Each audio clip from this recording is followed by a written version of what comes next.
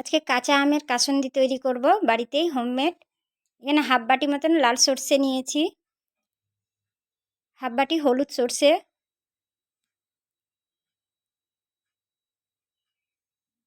দিব কাঁচা আম টুকরো করে কেটে রাখা দিয়ে দিলাম, বাটি ধুয়ে জল দিয়ে দিব,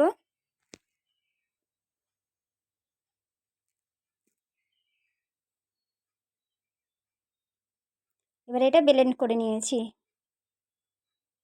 একটা স্মুথ ব্লেন্ড করেছি। এদিকে প্যান বসিয়ে দিয়েছি, 2 গ্লাস জল দিব, পরিমাণ হিসাবে আমি জলটা দিয়েছি। দিব হলুদ,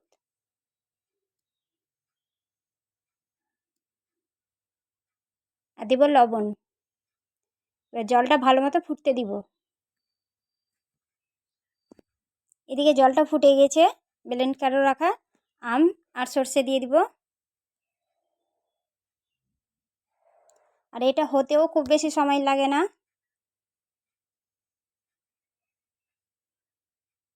মিক্সার জার ধুয়ে একটু জল দিয়ে দিলাম, এটা ভালো মতো ফুটিয়ে নিব। কালারটা কি সুন্দর এসছে দেখতে পাচ্ছেন।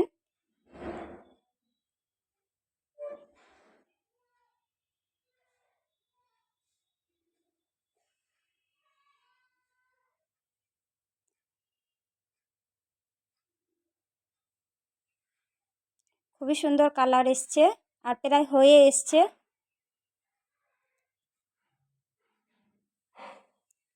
এর মধ্যে সরষের তেল দিয়ে দিব, আমি 1 কাপ মতন দিয়ে দিলাম।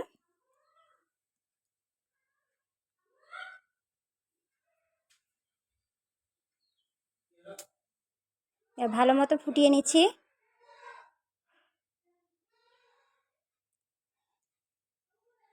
দুই চামচ মতো ভিনিগার দিয়ে দিলাম, এতে করে খারাপ হবে না, 1 বছর সংরক্ষণ করে রাখতে পারবেন। প্রায় হয়ে এসছে।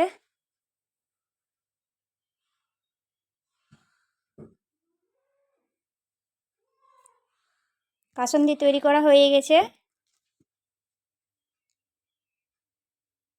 তো খুব শর্টকাটে দেখালাম, কেমন লাগলো?